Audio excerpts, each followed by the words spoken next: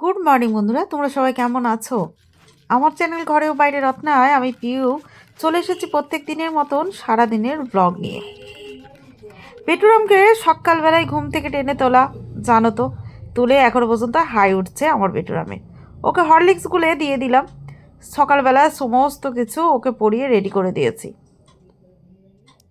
ওর স্কুলের প্রজেক্ট আছে, ব্যাগের সমস্ত কিছু টিফিন দিয়ে দিয়েছি। পেটুরামকে স্কুলে পাঠিয়ে দিলাম, তারপর এসে গেছে মাছ। এই কাঁচকিচুনো মাছটা খুব ভালোবাসি, খুব ভালোও লাগে, যেহেতু কোনো তেতো বলে কোনো গন্ধ নেই।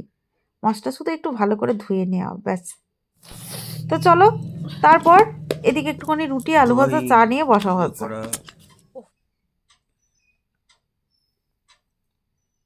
সকালবেলা তোমাদের দাদা আমি কিন্তু একটু টিফিন করে নেব। তারপর আছে সমস্ত কাজ গোছানো বাগানো আছে। আগে কাজগুলো সমস্ত কিছু গুছিয়ে বাগিয়ে নিয়ে তারপর আমি রান্নাটা চাপাবো। স্নান করবো, ঠাকুর পুজো করবো, তারপর রান্নাটা চাপাবো।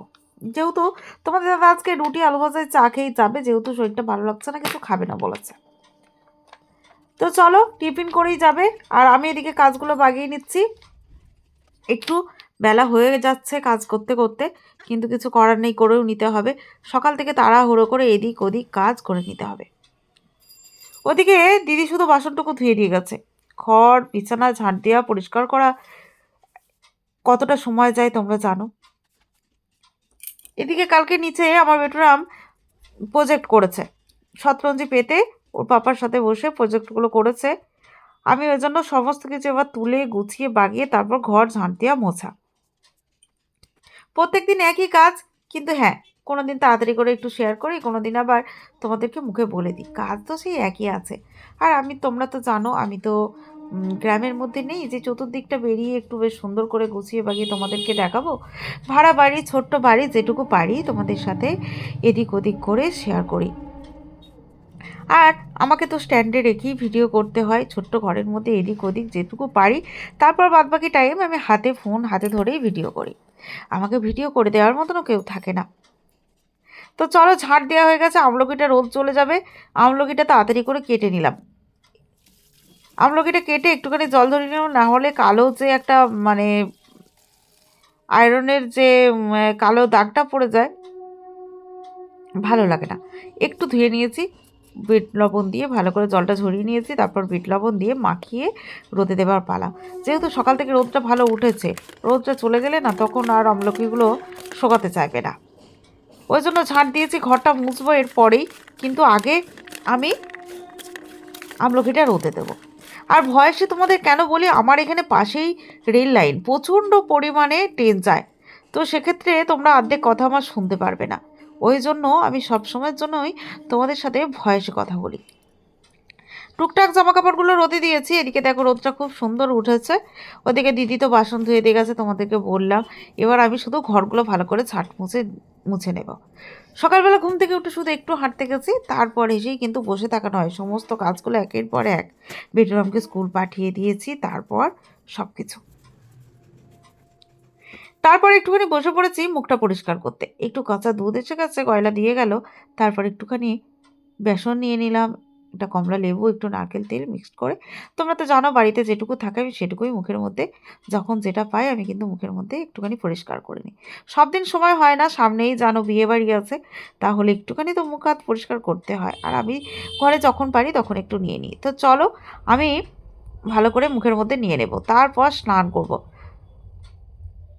আমি কিন্তু কাঁচা দুধ আর কমলা লেবু, বেসন আর একটু নারকেল তেল বেশ ভালো করে মিক্সড করে নিয়েছি। এরপর ভালো করে অ্যাপ্লাই করতে হবে। সুন্দর করে প্রথমে লাগিয়ে নেব। আমি 15 থেকে 20 মিনিট রাখবো মুখের মধ্যে, তারপর আমি কিন্তু স্নান করে নেব। গরম জল চাপিয়েছি, গরম জল নিয়ে নেব, দিয়ে স্নান করে নেব ভালো করে। দেখো আমি লেবুর খসড়া দিয়ে প্রথমে একটুখানি মুখটা লগুড়ে নিচ্ছি। লগুড়ে আমি কিন্তু হালকা একটু আলতোভাবে লগুড়ে নিচ্ছি কমলা লেবুর যে ছালটা। তারপর কিন্তু গোটা গলা থেকে পিছন ঘাট থেকে মুখ কান সমস্ত কিছু ভালো করে নিয়ে নিচ্ছি। এখানে তো সেরকম কোনো কিছু নেই যে কোনো চোখ নষ্ট হবে কি এখানে ওখানে লেগে গেলে কোনো ক্ষতি হবে। দুধ আছে, বেসন, নারকেল তেল আর কমলা লেবু, তোমরা তো জানো। বেশ, এরপর ভালো করে কিন্তু ম্যাসাজ করা। এই যে দুটো আঙুল দেখছো বুড়ো আঙুলের পাশে একদম যে দুটো আঙুল বেশ সুন্দর করে ঘোরাতে হবে, এদিক ওদিক করে বেশ গোল করে নিচে থেকে ওপর তুলতে হবে আর 5 দিক দিয়ে টানতে হবে। আর কপালের মাঝখান থেকে দুটো করে আঙুল, 4টে আঙুল দুপাশে নেমে যাবে। এইভাবে ম্যাসাজ করে স্নান টান করে আমি কিন্তু চলে এসেছি পুজো করতে। 15 থেকে 20 মিনিট রেখে দিয়েছিলাম। তারপর স্নান করে আমার দেখো পুজো কমপ্লিট হয়ে গেছে। পুজো আমার কমপ্লিট হয়ে গেছে। এরপর যাব রান্নার দিকে। জানোই তো, একা হাতে গোটা বাটা, তারপর রান্না। এদিকে লাল শাকটা তাড়াতাড়ি কেটে নিয়েছি, রসুন ফোড়ন দিয়ে একবারেই ভাজা বসিয়ে দিয়েছি। লাল শাকটা আমি কিন্তু সেদ্ধ করে জল ফেলি না, একদম একদম ছোট্ট ছোট্ট করে কেটে রসুন ফোড়ন দিয়ে মানে বসিয়ে দিয়েছি। পোস্ত ছড়িয়ে নামিয়ে নেব। এদিকে ভাজা চচ্চড়ি চাপিয়েছি, একটুখানি শিম, মূলো, বেগুন, ফুলকপি দিয়ে ভাজা চচ্চড়ি। আর এদিকে দেখো লাল শাকটা আমার হয়ে গেছে, পোস্ত ছড়িয়ে নামিয়ে নিচ্ছি। ভাজা চচ্চড়ি আমার কমপ্লিট হয়ে গেছে। এদিকে বিউলির ডালটা ফুটছে, ব্যাস এরপর নামিয়ে নেব। এদিকে কাঁচকিচুনো মাছটা কিন্তু এবার আমি ভালো করে ধুয়ে নেব, যেহেতু ফ্রিজেই রেখেছিলাম তখন আর ধোয়ার টাইম হয়নি গো। এরপর কিন্তু আমি ধুয়ে রান্না করব। দেখো মাছটা আমি ধুয়ে নিয়েছি, সাদা সাদা মাছ, আর খুব একটুও তেতো নেই, শুধু জাস্ট ধুয়ে নেওয়া মাছটা, খুবই ভালো লাগে। তো চলো কাঁচকিচুনো মাছটা আজকে আমি তোমাদের সাথে শেয়ার করব যে কিভাবে রান্না করতে হয়। তো আমি কিভাবে রান্না করেছি সেটাই তোমাদের সাথে যে শেয়ার করবো, যেহেতু আমি সব কিছুই আমি যেটা করি সেটা তোমাদের সাথে শেয়ার করি। আমি মুখের মধ্যে যেগুলো অ্যাপ্লাই করি নিচে থেকে সেগুলোই তোমাদের সাথে শেয়ার করি। তোমাদের কীরকম লাগলে আমাকে অবশ্যই কমেন্টে জানিও। তোমরা চাইলে বাড়িতে এইসব দিয়ে মুখও পরিষ্কার করতে পারো, আর আমি যেভাবে রান্না করি তোমরা চাইলে রান্নাও করতে পারো, খুব ভালো লাগবে খেতে।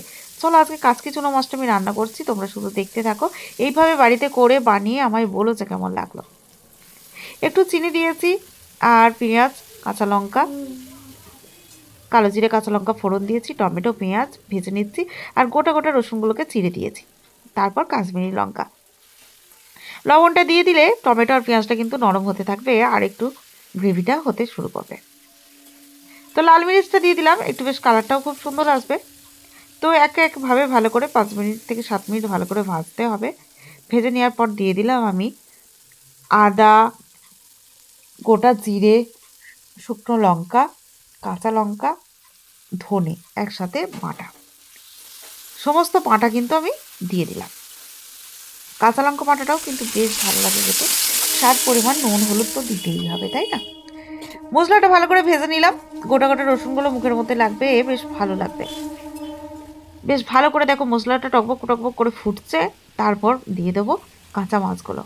কাঁচকিচুনো হচ্ছে কাঁচা মাছগুলো, যেহেতু ছোট মাছ, তোমরা যদি এইভাবে রান্না করো কোনো গন্ধ লাগবে না, যেহেতু মাছটার মধ্যে আমি নুন হলুদ আর কাগজি লেবু মাখিয়ে রেখেছিলাম। তোমরা এই মাছটার মধ্যে কাগজি লেবু একটু মাখিয়ে রাখবে, যেহেতু মাছের একটা আষ্টে গন্ধ থাকে, সেটা চলে যাবে। এরপর মাছটা দিয়ে ভিড়ভিট ভিড়ভিট করে ফোটাতে হবে। দেখো মাছগুলো সাদা সাদা হয়ে এসছে, অথচ মাছগুলো একটুও গলে যাবে না, একটু ঘেঁটে যাবে না। তারপর মাছটা দেখো আস্তে আস্তে জলটা মরে এসেছে, ধনেপাতা দিয়ে আবার একটু বসিয়ে দিলাম। একদম মাছটা ঘাটেনি, অথচ দেখো কি সুন্দর হয়েছে দেখতে। যেমন দেখতে হয়েছে সেরকম খেতেও অসাধারণ হয়। তোমরা চাইলে বাড়িতে বানিয়ে দেখো, তারপর আমায় নাই কমেন্ট করো। একদম এই কাঁচকিচুনো কাঁচা মাছের ঝাল দেয়া ভাত, আর কিচ্ছু লাগবে না সাথে, বুঝেছো? আর কিচ্ছু লাগবে না। তাও আজকে রান্না করেছি, এটাই হচ্ছে। বেশি ঝামেলাও না, অথচ বেশ সুন্দর খেতে। ভাজাভুজির ঝামেলা নেই, অথচ কাঁচকিচুনো মাছটা খুবই উপকার আর দুর্দান্ত পরিমাণে স্বাদ হয়। তোমরা চাইলে একবার বাড়িতে রান্না করে দেখো। আর ওপরে একটু কাঁচা লঙ্কা, সর্ষের তেল ছড়িয়ে দিয়েছি, ধনেপাতা, ব্যাস নামিয়ে নিলাম। এবার চলো ভাতের সাথে খাওয়া যাক। আমি প্লেটের সঙ্গে সঙ্গে সাজাতে বসে পড়েছি। এরপর কিন্তু গরম গরম ভাতের সাথে আর কিছু লাগবে মনে হয়? কাঁচকিচুনো মাছ আর ভাত।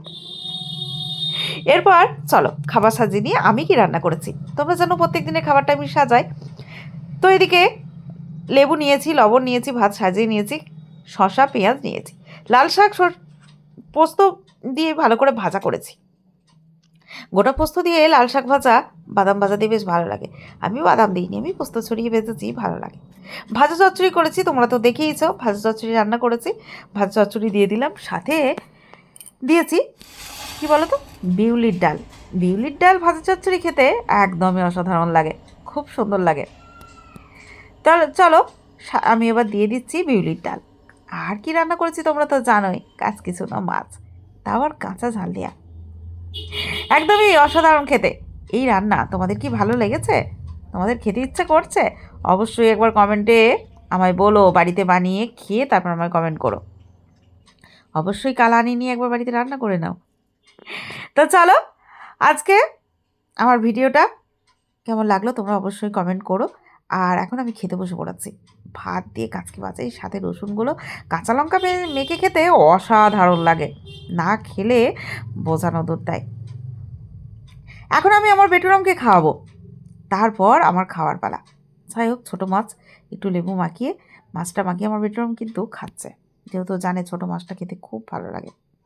তো সকাল থেকে যা কিছু হলো তোমাদের সাথে শেয়ার করলাম, কীরকম লাগলো অবশ্যই কমেন্টে জানিও। ভালো লাগলে লাইক কমেন্ট শেয়ার করো। তাহলে চলো, এরপর পেটুরামকে খাইয়ে আমার খাবার পালা।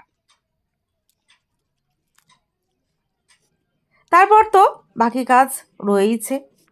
খাওয়ার ঝামেলাটা হলো, যেহেতু পেটুরাম স্কুল থেকে আসে, তাকে স্নান করানো, তাকে খাওয়ানো, একের পর এক কাজ, সব তো তুলে ধরতে পারি না।